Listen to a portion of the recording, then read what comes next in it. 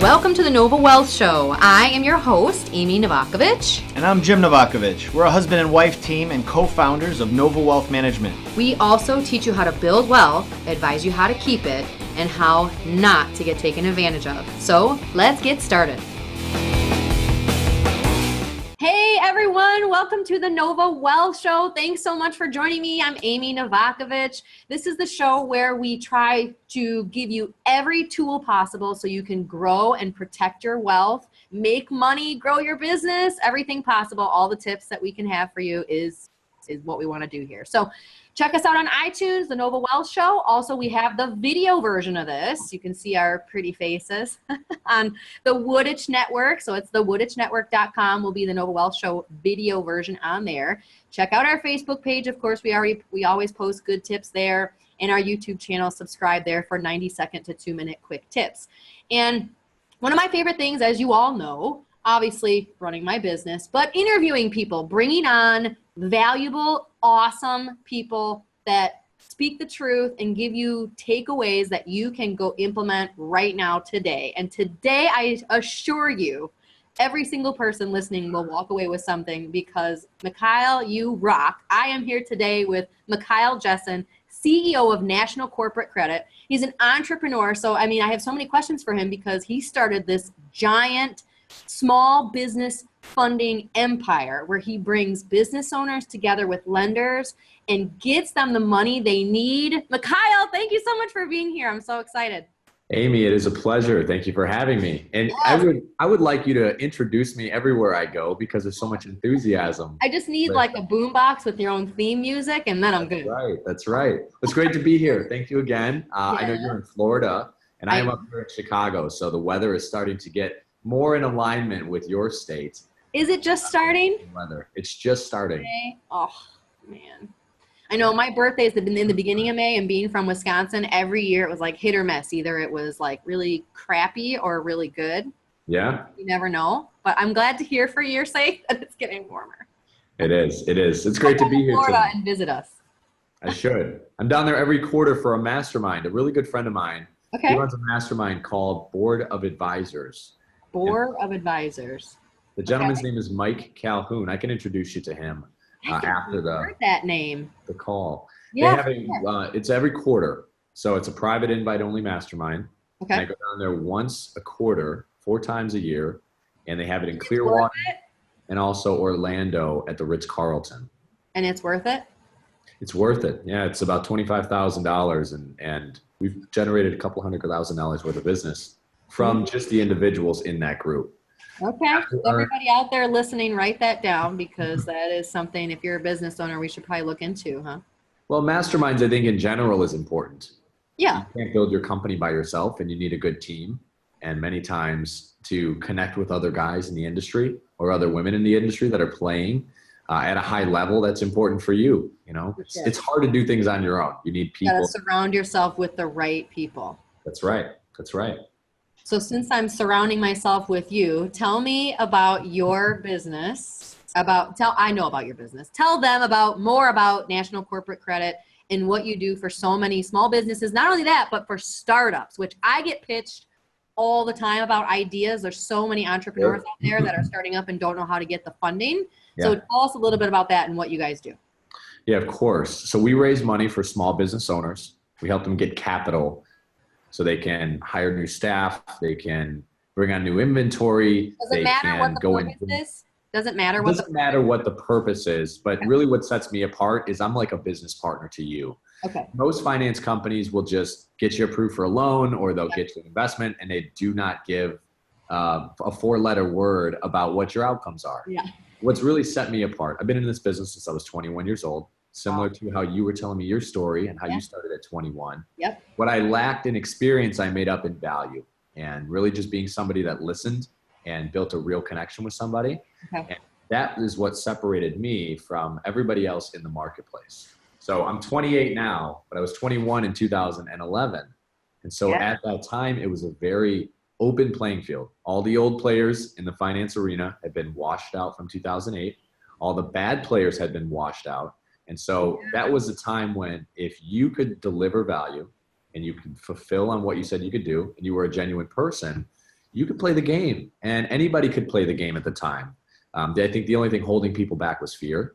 And so that was my breakthrough. That was my time to get into the game. And I met most of all my clients just from LinkedIn.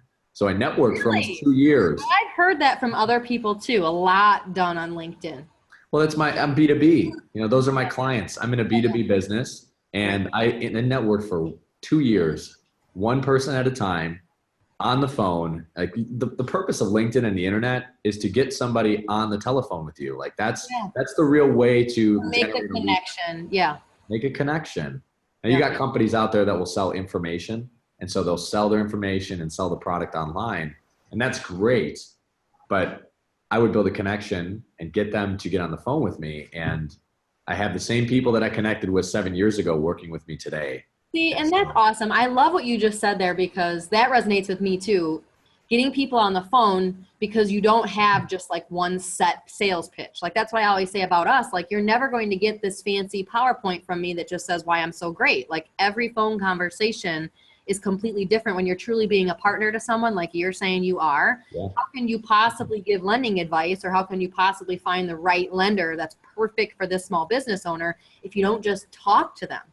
Like that's what the internet has been taking away from people, is that it's not personalized as much anymore. And so what you guys have is so valuable because that will never go away. The internet cannot take away that personalization. That's huge. It's funny you say that because for a couple of years, I thought we were behind the curve. I'm like, man, we're not doing something right. These guys that have sales funnels, they can sell their products. They're making millions of dollars online. Like we're getting lost in the old age. And then I was like, wait a second. I had this really wise mentor of mine, business partner. He's like, listen, man, what they don't have is they don't have the touch. So they're going to burn their database up, and they'll make a couple $1 million in a short period of time. But then they'll be done. They'll be around for 25 years, 50 years. And it's a genuine connection you make with people that will outlast everything. And so that kind of rang a bell with me. And I guess I slowed down after that. It's like, you know what? Let's be grateful for what I have built, where I am at, and let's play to our strengths too. And I think from 2008 to 2015, that internet marketing game, which is still powerful, like you still have to understand how to use that. But those people that made millions and millions and millions of dollars without that human connection, people are moving towards they want to talk to somebody when they call a company now. And so, with social media nowadays, with the automatic messaging, like every time I connect with people on Twitter, you get that automatic message, which is great. But again, that makes it easy and that makes it efficient, but that will never replace that personal touch that you give. Exactly. That's huge. So tell me about how you start. You said LinkedIn is how you kind of started, but how did you just say, you have to have a database, right, of like a lot of lenders. Like, where did you start? How did the idea come up? Tell me the background. So before I entered this business, I was in the real estate business, and I still am in the real estate business. That's more of a cash holding type business for your assets. You want to have a cash flow business that makes your money, and then have an investment that you can roll that cash into that's going to sustain your wealth and then produce more cash. It's a really good machine. So I was in that business prior to that, but I was flipping real estate, and I had two partners that were older than me. And we raised money from a company that did something similar to what we do now, a lot less advanced. And they gave us a small window into their book of business. And I sat there and I thought, we're in the wrong business. It's 2011. We require the money desperately in order to continue to grow our business. But just imagine how many other people could use capital. Like small businesses are the ones that don't have any access to money. It's very hard for them. They don't have the track record that a bank will just hand them money. Coming from a bank, I worked in a bank. You have to practically give a blood sample to get a bank loan. It's not, you can't just be all of a sudden a brand new business owner. Even if you say, I'm doing really, really well and look at all the stuff I have in the pipeline, it doesn't matter. It's very true. It's very true. And the story doesn't matter either to a bank. Right. They want to see the track record. They want to see the credit. So at the time I had about 2 or 3 different lenders. And what was unique was I had my first 2 clients were attorneys. Okay. I had one of the top real estate attorneys in Chicago. This guy was tough as nails. I was like, And I even told him, like, listen, man, you're my first client. Now, I'm not going to charge you unless I can deliver. But like you're the flat out. Hell yeah. We were talking earlier about trying to project this image that we're some powerful business person. What took all the pressure off was, I'm like, look, you're my first client. Here's what I can do for you within these range of terms. If I get it within the range, like if I get it in the field goal pole, then we can do it together and you pay me on the back end. Okay. If I don't, then there's no skin off your back. Right. No risk. My first client. My second client was an attorney from Los Angeles, and he was the head of the Marvel organization. Wow. They were doing a tour back then, and very successful attorney from Los Angeles. So me having no experience, I bagged these two big elephant clients who gave me, like, they dragged me through the mud, but the experience was so worth it because I learned so much, and I successfully delivered for them. And the one attorney came back to me 5 or 6 times with many different businesses. And my core belief is really to deliver good service, be upfront with people, and bring value. And I mean, obviously, you know, you got to swing the bat and you got to put them on base, but yeah, with people, like the way I structured my business model was, if I can't help you and I can't get you money, I don't get paid. So if I can't get money in your account for your company, I don't get paid. So the approach I would take is, it wasn't even though I am in sales, because sales is the highest paid profession in the world, you have to be selling something. Right. I'd rather always be on the selling side than the buying side. For sure.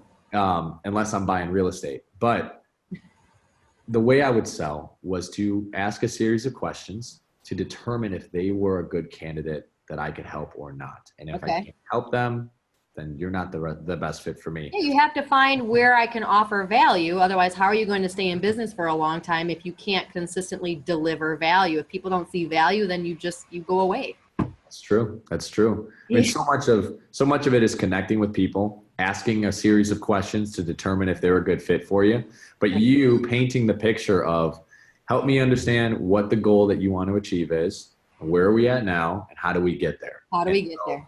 And with our assistance, I mean, I've raised like over $200 million for small businesses over the last 7 years, but it doesn't feel any different. Like, it's just been one by one. I mean, on average, we're raising $150,000. You probably have a lot of repeat clients, like you said, because a lot of times somebody that opens one business, in a few years down the road, they have another idea, they open another business, they need more funding. I mean, you probably have a lot of repeat clients, right? We do have repeat clients. They come back to us on average of 2 to 3 different occasions. What we have a large volume of is other individuals in the industry that are offering finance products to small businesses. Okay. So that was a great way for us to leverage our network. And that's where you get your lender partners then, right? Exactly. And also our flow of clients too. And so all of that is offline. We don't get that online much. Even though we built our original book of business one-on-one networking on LinkedIn, we also built relationships with other people in the business that could provide a service that was reliable, consistent, and we would hold the back end up, like with white glove customer service for their clients. So we make them look great. Yeah. And we're going to do over 900 businesses this year. We average 80 to 90 businesses a month that we fund, and these are new clients. That's insane. How many employees do you have? We have about 25 people in our office. That's so cool. See, so this is like a huge success story, right? Like, I mean, you're so young. By the way, you carry yourself so well. I had no idea you were 28. Like, that's insane to me. I mean, I look so much older. I'm all these years of work. Age. No, I'm not. I'm older than you. But this is insane, the success that you have had. So I'm going to ask kind of a crazy question. You ready? Sure. So all the success that you had, but tell me about one of your failures. Tell me how, the failure went down. Tell me what happened and how did you get yourself out of it? Because we all go through that. I mean, I know right away what one of my failures is. You probably know my most recent one. But I mean, we all will get out of it, we'll move on to get out of it. But a lot of people out there right now listening that say to themselves, like, I'm in a rut right now. Like I'm in the middle of failure right now. Like, what's my next direction? And I think just hearing about you as a business owner gives hope. So I want to hear about one of your bad stories. There's a long list to that. I'll give you a topic that we'll start with, and then I'll go into a story. Okay. The whole game is about energy. Yeah. It doesn't matter what business you're in. It is all about energy. And so we can operate from 3 different fields. Yeah. And the lower level field, think of this as like a triangle, right? At the top, the lower part of the triangle is what most of society operates from, which is fear, doubt, anxiety, guilt, shame, rejection, abandonment, overwhelm. And they stay in this field. And you miss greed. well, greed too, for sure. Well, greed is from pride. Like greed is not bad. It's when you want too much of something. Like desire is one thing, but greed is when it's too much of it. It's destructive for sure. And that is definitely part of that lower level part of the triangle. So the second stage of the triangle is conscious awareness. Okay. And, you become aware of, look, I'm understanding why I'm doing what I'm doing, why I feel the way I feel, and you want something better. And so you transcend to a higher level of vibrational energy. And so you start to attract better people, situations, and outcomes to your life. And the top part of the triangle, I'm going to give you a book that will explain all of this. The top part of the triangle is called synchronicity. Okay. At this level is where people like Gandhi, Mother Teresa, like the Dalai Lama, they radiate from this level of energy. And this is the level of energy where you can heal. You can heal yourself, people around you, and you can uplift your team. And people are attracted to you because you are an attractive person. And you give off this energy just like you and I are giving off right now. We had a good prior to this. But people are attracted to this. They want to know that you are the leader that they're looking for. So it's not even about, what I can do for you. I have phone calls with clients and we don't even talk about the terms of the money. They're like, sign me up. Yeah, I know, right? Because I have that experience too. Like I go through and I try to assess their situation and talk about financial planning, and I don't even get to the proposal. I'm like, I didn't propose anything. And they're like, no, we want you as the advisor. We want you because you're the leader. You're the leader we're looking for. And so when you're vibrating from fear, doubt, and anxiety, that's when you get the questions like, well, how long have you been doing this? Yeah. How much money can you make? And you attract the wrong energy. But so it's an attractive level. Wrong place. You are coming from the wrong place. And it's not that you're a bad person. It's just that you're vibrating from an energy that is repelling good things. So to tie that, so you kind of understand the energy fields. Now you can read a book by an author by the name of David Hawkins. He wrote a book called Power versus Force. That changed the whole game for me. Okay. And so when I was 18 years old, I hired a man by the name of Jeffrey Combs. Not sure if you've heard of Jeff. I haven't. But he's my Phil Jackson to me being Michael Jordan. So just to give you a Chicago Bulls analogy, he is one of the most influential persons in my life. Just a psychological master from understanding yourself. He specializes in addictions, understanding why you do what you do and how you can raise your vibrational energies to attract a whole different person, situation, and outcome to your reality. And so he's a very successful businessman. He runs a company called Golden Mastermind Seminars Incorporated. His website is goldenmastermind.com. If you're watching, for you, Amy, and everybody else watching, and you go on Facebook, find him as under Jeffrey Combs, and that's JEFFERYCOMBS. Like, I give everything as far as credit to him, but he helped me understand these energy fields. And so when I was 21 years old, this is when I started on LinkedIn, and I built a whole big book of business, built a $4.5 million company. When I stopped working with Jeff because my ego got too big, that's when things started to change for me. I got addicted to my emotions. I started dating, the wrong person, started abusing drugs and alcohol, and just started to take my head completely out of the game. Yeah. And really what it was I was transmuting at a great energy level. So it was attracting so much positivity, and money is just a byproduct of that. Right. So when the money was flowing, I started to see all the things I could buy and all the things that I could have and all the fun things that I could do that I couldn't do when I was a kid. Like, I grew up as a kid in a very middle-class family. So I went to school with some wealthy kids, and I kind of envied how they lived their life, like seeing these big houses they grew up in. I wanted that. But there was a little bit of envy there, and it was like a negative energy. So when I got the money, I wanted to kind of prove people wrong, and I did it out of anger. And you did it out of, for sure. You're trying to seek approval. That never ends well, for sure. Yeah. And I spun my wheels a little bit and ended up dissolving a partnership that I was in. I had original partners. We ended up splitting, and it was for all the right reasons, because they weren't the right people for me anyways. And I probably wasn't the right person for them either. Mm-hmm. And relaunched our company, National Corporate Credit, in the end of 2015. And we've built it back up to the same size, but it's all with the right energy now. And so I think when you can understand why you do what you do, you can really connect with those higher fields of energy. And now you're more of a conduit. Like, it's not about me. It's the energy and the influence that I can transmute to other people on my team. These young kids that are learning how to get passion. I mean, I can sense the passion just sitting here. I mean, being thousands of miles apart, like I can feel it coming through the screen, like the passion, like, and I say, people ask me all the time, like, isn't it hard having 4 kids and having a business and running a business with your husband? And I'm like, it's not difficult when what you do is your passion. Like, this is what I do. This is my life. Like, it's not just a job you go to work for, you know? And I think that's where business owners struggle a lot too, is they're grabbing for that money. They just want the money. They just want that money. They just want the job. They just want, you know, it's what they want instead of what they want to do or what they want to be or what the end result should be. You know, it's just completely backwards. And so your words are just super inspiring, and I appreciate all the references that you gave. I wrote them all down. So what I'll probably do, if it's cool with you, I usually do like a 90-second to 2-minute YouTube like video recap. Yeah. I'll just post it to YouTube, and that way people don't have to listen to like the whole 30, 40, whatever this ends up being, podcast. They can just listen to like the highlights on YouTube too, because that's super important what you just said right there. Like that is a struggle right there where people fail and get into these awful situations. Like in business, I think we were kind of chasing the same thing where we spent so much money on marketing, trying to use marketing to create a brand. You know what I'm saying? Like trying to pay our way into creating a brand instead of sitting back and figuring out what the hell is it that I want to communicate. That's right. And then spending money on communicating it. You know, it was all backwards. Oh, wasted so much money.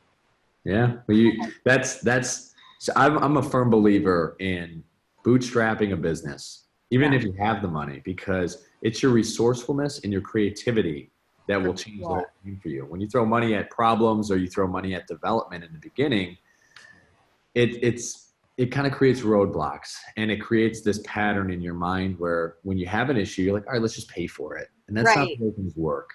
And so when I relaunched this last company we have now, National, we purposefully put $2,000 in an account. We started it out of my apartment. And so we had 7 guys in my apartment every morning at 8:00 in the morning, just working to get. That's awesome. And now we have a beautiful place, 4,000 square feet. Like, and if I could take the computer out there, I would. But like, we just have a great environment. It's the culture. It's like a Silicon Valley startup, very open layout, beautiful hardwood, tall ceilings, and we're growing. It's a nice spot. It's a beautiful place. So tell me about a success that you've recently had with a client. Like, is there any examples that you can give us, or like a business owner out there can relate to today? Like, give me an example of why they might have needed the funding, and how you hooked them up with the right lender and it just was a super successful. Like, I know what you do is you also shoot for efficiency. Like, you shoot to get them the money super fast too, so they don't have to go through like, you know, an 8-month process like they do with the bank. So like, is there any lending example? Did you get somebody money within like 2 weeks or something crazy? Like, tell me a success story. Yes, certainly. So 2 things. 60 to 70% of the clients that come to me are not ready for outside money. Okay. So when I sit down with them, and I have a vast experience with many different industries, many different types of businesses, because I've had clients from so many different backgrounds, is I can look at your business and in 2 minutes tell you how you can raise the money without bringing on any debtors or any investment partners. But people don't like that because that requires work. Yeah. That requires them to go out and produce, which also requires them to develop the skills that are needed for them to raise the game to the next level. Now, there are other people that do definitely to do something new, and it requires work. Yeah, exactly. They don't want to make the phone calls. The best way to generate revenue, the best way to raise money is through sales. Yeah. Okay? It's through sales. It's the best way to raise money. But people avoid that. So for sure. My best clients are dentists, doctors, attorneys. Like, those are my best clients. It's the easiest for me to raise money for them. What I get a lot of is startups. Okay. Small business owners that are, running a storefront. I get a lot of real estate investors too, because they're considered high risk. So what's unique is that I can speak a different language to each different client, but my program is universal. So as long as they fit the molding, I can raise money for them in a week, 2 weeks. Oh my gosh. Depends on how much they're looking for as That's well. insane. See, that changes people's lives right there, getting money within a week or 2 weeks. Like, so that's the thing about telling people to sell. I don't know how fast, like, especially in my business, that you can just go out and get a new client, especially when I bill quarterly. Like, there's a lot of businesses out there that, you know, the money doesn't come in immediately, or like it's a contract and you get the money over time. So what you do is priceless. Like, you fill a void sometimes that is completely priceless. Yeah, I agree. The most important thing is when my clients come to me, they're very educated in their business model. So they know their business really, really well. What they don't know is how to raise money and how to structure it right. Now, I get people all the time. They're like, you know, why can't I just go do this myself? And I say, you certainly can. You can attempt to, and that's okay. What you pay me for is speed and efficiency and getting it done right. So if you're focusing on growing your company, I come in and I take care of the opening or the gap that you currently have, and I fill that the right way. There's no cracks in the foundation, and it allows you to focus on what you're currently doing with much focus as you possibly can, and then allows you to then take advantage of the goal you were trying to achieve with the new money that's available. Second thing is how you manage the funds once you get it. You know, somebody that's never had like 100,000 in cash before. Tell me about it. Tell me about it. They could just go out on a spending spree. So I'm like, okay, let's make sure we have a plan first with what you're going to use it for. And so instead of, if they're going to launch a marketing campaign, right? Like, let's say a Facebook campaign, they were selling a product. You go way deeper than just lending. Like, this is deep stuff. Well, this is why my clients come back to me. For sure. Yeah.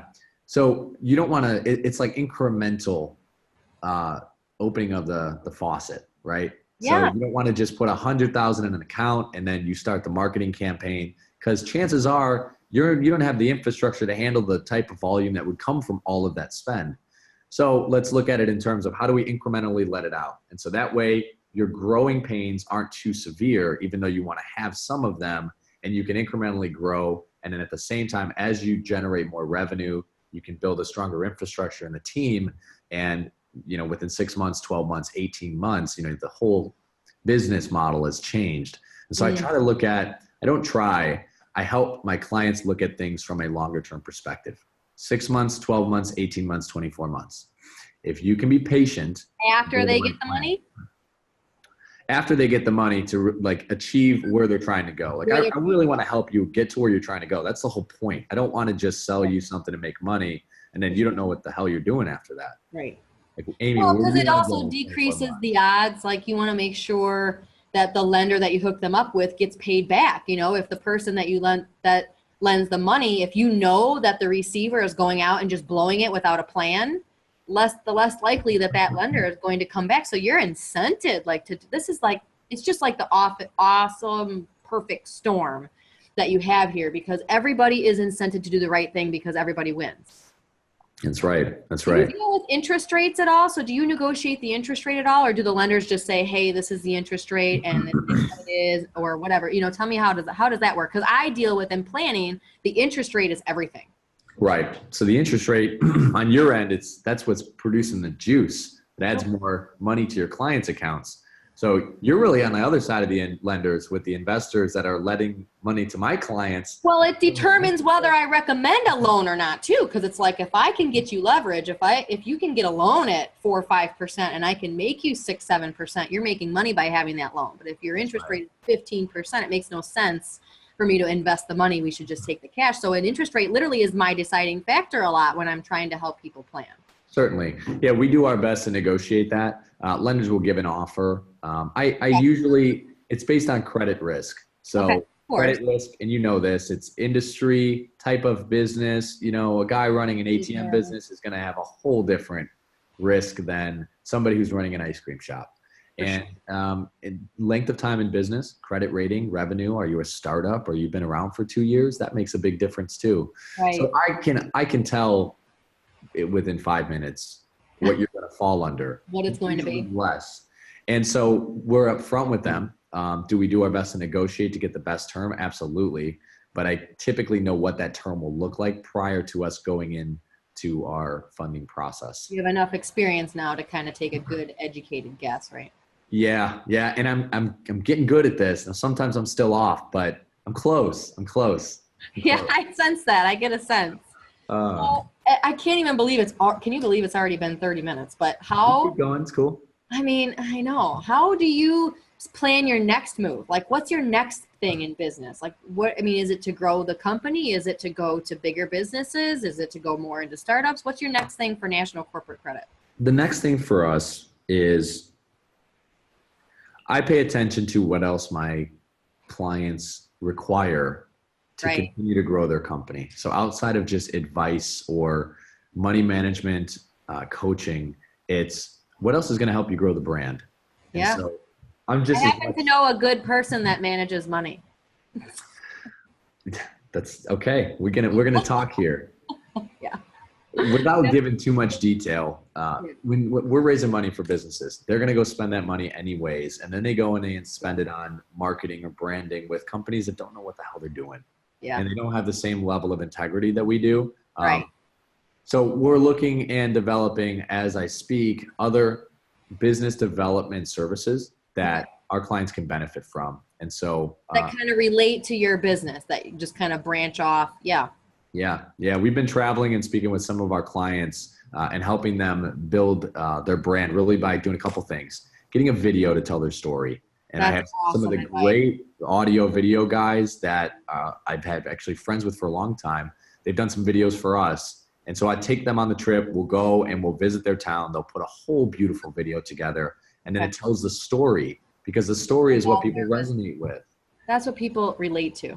They do. And that's what sets them apart from somebody that's just a transactional business, to them that they can have a story and resonate from that story. So, that coupled with putting a new brand together on their website, having the right infrastructure set up, from the financial side, us looking at where they can save money with the current setup they have. I mean, we're taking credit card payments and bank transfers from our clients all the time. Okay. I can't tell you how much money we've spent in bank fees. Oh, okay, we can move. Tell me about it. I used to work at a bank, man.